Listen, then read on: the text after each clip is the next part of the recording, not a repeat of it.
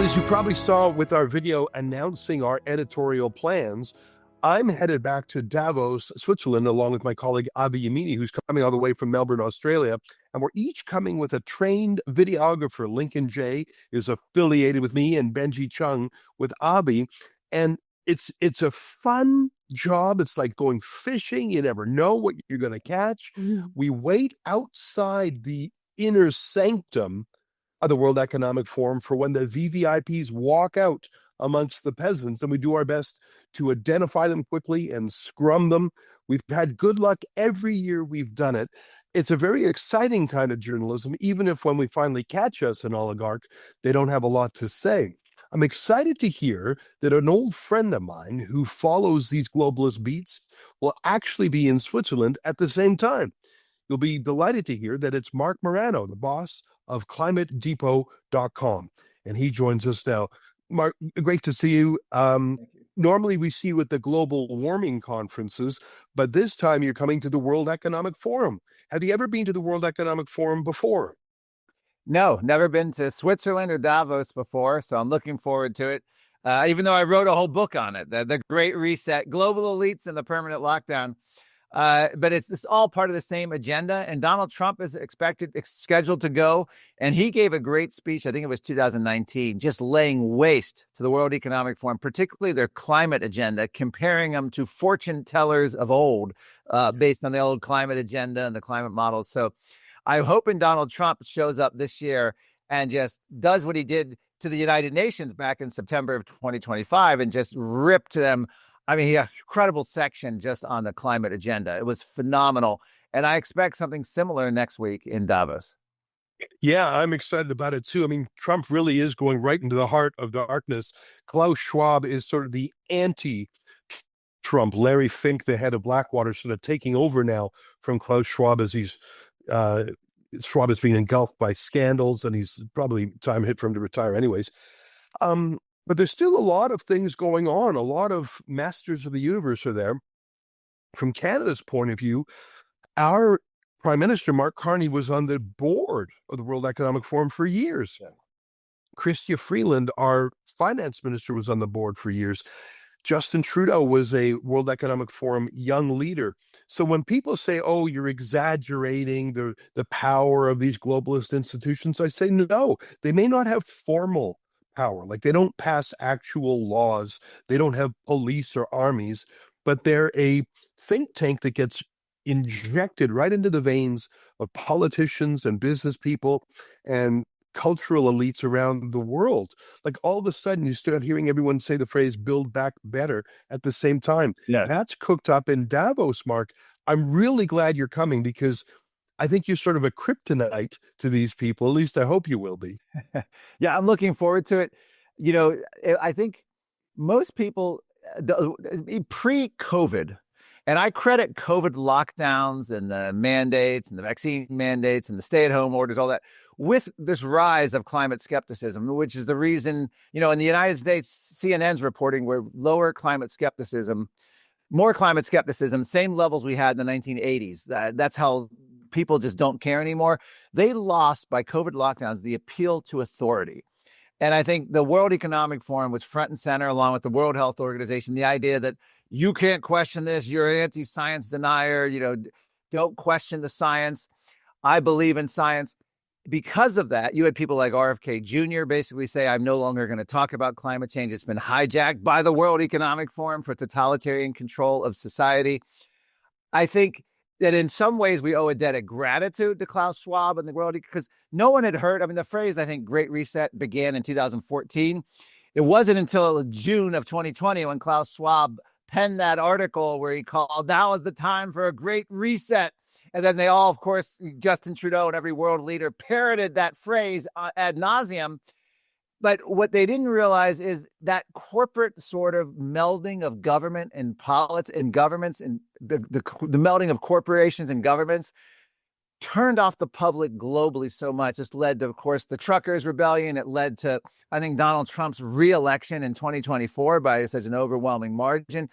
It's the reason people don't trust institutions anymore. We don't trust public health. We don't trust government science. We don't trust the World Health. We don't trust World Economic Forum.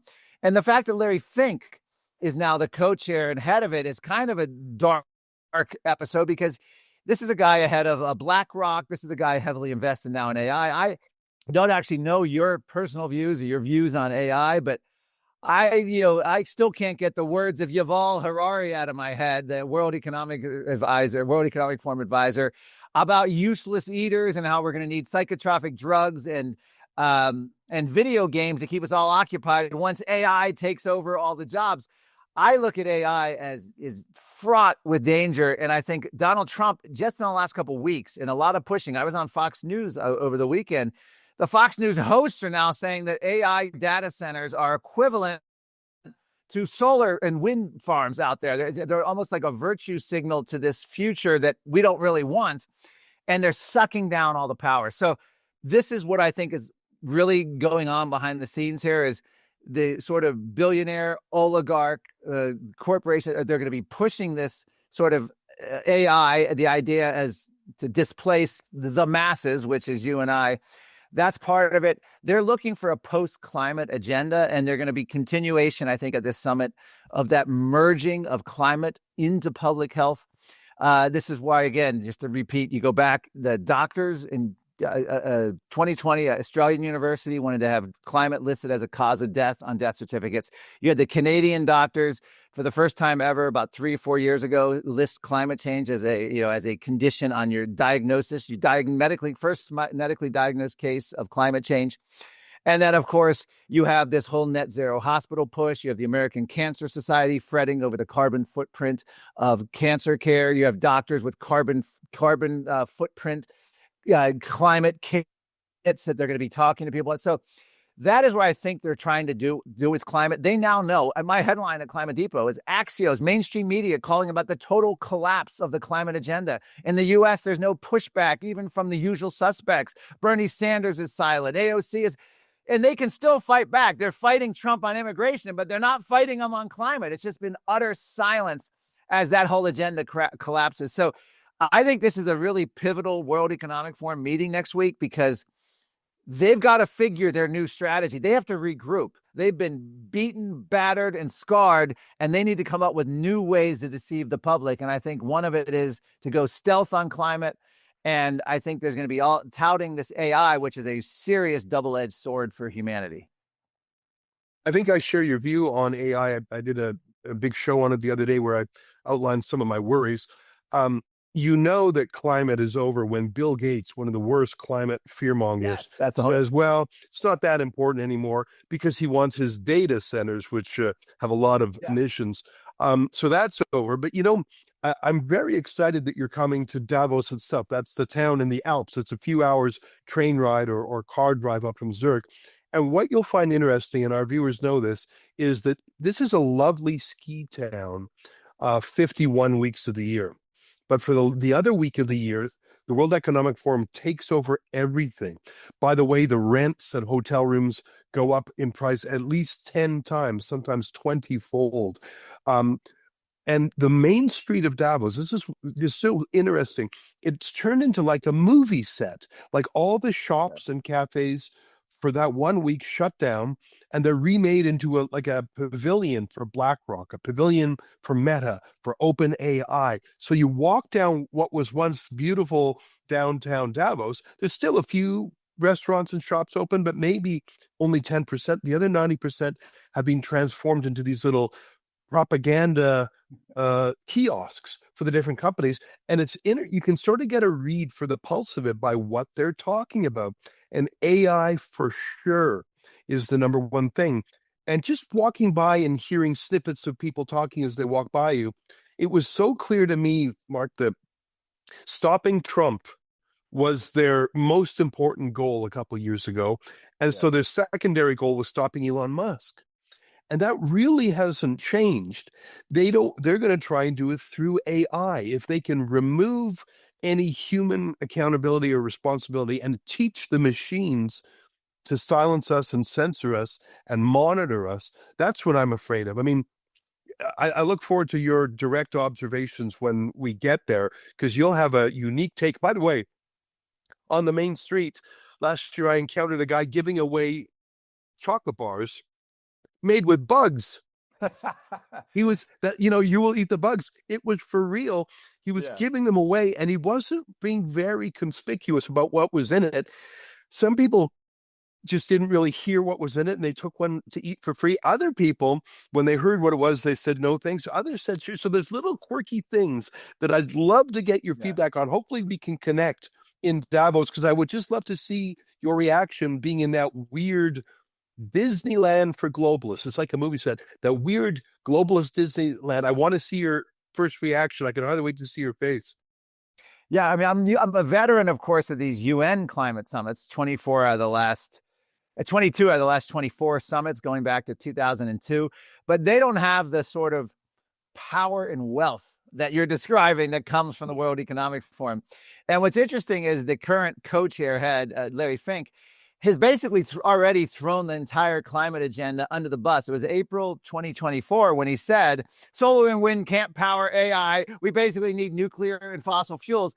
And lo and behold, that's part of the reason that Bill Gates flipped himself. That's why Mark Zuckerberg is now trying to get nuclear power plants that's solely devoted to powering his AI. Bill Gates is trying to get 3 Mile Island nuclear power plant to power his AI.